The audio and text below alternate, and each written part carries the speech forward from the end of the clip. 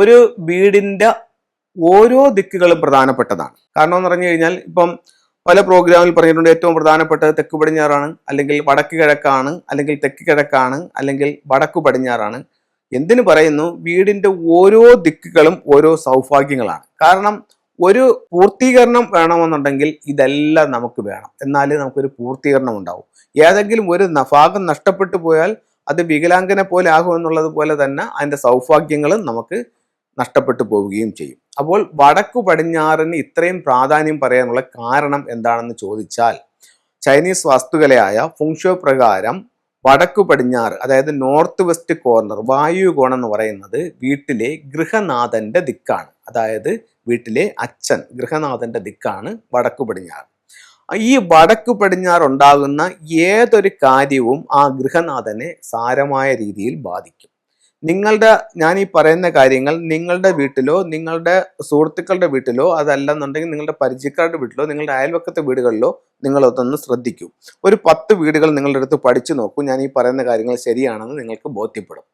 വടക്കു പടിഞ്ഞാറ് ഭാഗത്ത് നിങ്ങളുടെ വീട്ടിൽ ഒരു കിച്ചൺ ഉണ്ടാവുക, അല്ലെങ്കിൽ വടക്ക് പടിഞ്ഞാറ് ഭാഗത്ത് ഒരു ടോയ്ലറ്റ് ഉണ്ടാവുക, അല്ലെങ്കിൽ വീട് വെച്ചപ്പോൾ വടക്ക് പടിഞ്ഞാറ് ഭാഗം മിസ്സിങ് ആക്കിക്കൊണ്ടാണ് നിങ്ങൾ വീട് പണിഞ്ഞിരിക്കുന്നത്.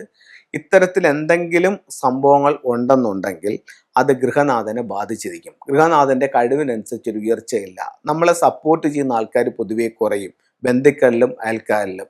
അതേപോലെ തന്നെ ഡെയിലി വരുമാനമില്ല, ഗൃഹനാഥൻ സ്ഥിരമായി വീട്ടിലില്ല എന്നീ പ്രശ്നങ്ങൾ ഉണ്ടാവും. ഒരു വീടിന്റെ നെടുന്തൂണെന്ന് പറയുന്ന ആരാണ്? ആ വീട്ടിലെ ഗൃഹനാഥനാണ്.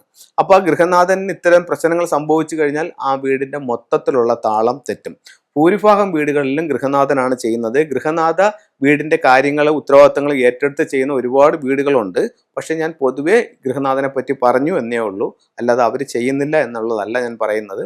അപ്പം ഗൃഹനാഥന്റെ ദിക്ക് അതിൻ്റെതായിട്ടുള്ള ചില പ്രത്യേകതകളുണ്ട്. അതിൻ്റെതായിട്ടുള്ള രീതിയിൽ അതിനെ നമ്മൾ പരിഗണിച്ചില്ല എന്നുണ്ടെങ്കിൽ ഇത്തരത്തിലുള്ള പല ബുദ്ധിമുട്ടുകളും ഉണ്ടാവാനായിട്ടൊരു സാധ്യതയുണ്ട്.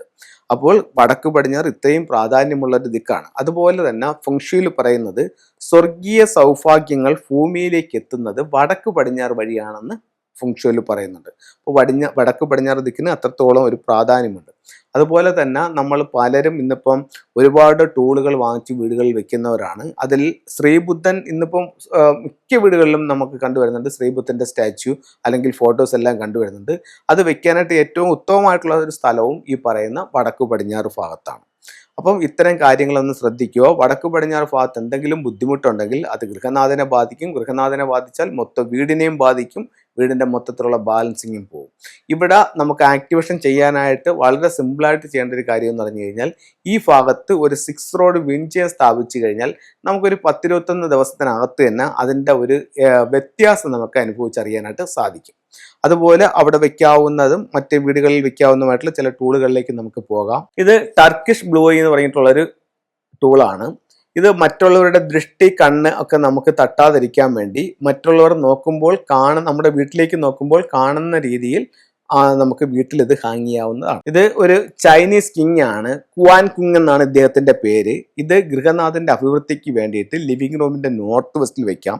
ഇതല്ലാതെ മറ്റൊരു ഡയറക്ഷൻ എന്ന് പറഞ്ഞാൽ മെയിൻ ഡോറിലേക്ക് നോക്കി അതിന്റെ ഓപ്പോസിറ്റ് ആയിട്ടും കുവാൻ കിങ്ങിനെ നമുക്ക് വീടുകളിൽ സൂക്ഷിക്കാവുന്നതാണ്. ഒരു വീട്ടിലേക്ക് ഫെങ്ഷു പ്രകാരം ഒരു ടൂൾസ് വെച്ചാൽ എനിക്ക് കൊള്ളാമെന്നുണ്ട് സാറേ, ഞാൻ എന്ത് വെക്കട്ടെന്ന് എൻ്റെ അടുത്തൊരു വ്യക്തി ചോദിച്ചാൽ എനിക്ക് പറയാൻ ഒരേ ഒരു ഉത്തരമേ ഉള്ളൂ. ഒരു ട്രാവലിംഗ് ബുദ്ധ വാങ്ങിച്ച് നിങ്ങളുടെ വീടിന്റെ സ്വീകരണ മുറികൾ നിങ്ങൾക്ക് വെക്കുക. ഒത്തിരി പോസിറ്റീവ് ആയിട്ടുള്ള അനുഭവങ്ങൾ നിങ്ങളുടെ ജീവിതത്തിലേക്ക് കൊണ്ടുവരാനായിട്ട് ഈ ട്രാവലിംഗ് ബുദ്ധയ്ക്ക് കഴിയും. അപ്പോൾ ഇത്തരത്തിലുള്ള ഓരോ ചിത്രങ്ങളും രൂപങ്ങളും നിങ്ങളുടെ ജീവിതത്തിൽ വലിയ വിജയങ്ങൾ ഉണ്ടാക്കി തരട്ടെ എന്ന് പ്രാർത്ഥിച്ചുകൊണ്ട് നിർത്തുന്നു. നന്ദി, നമസ്കാരം.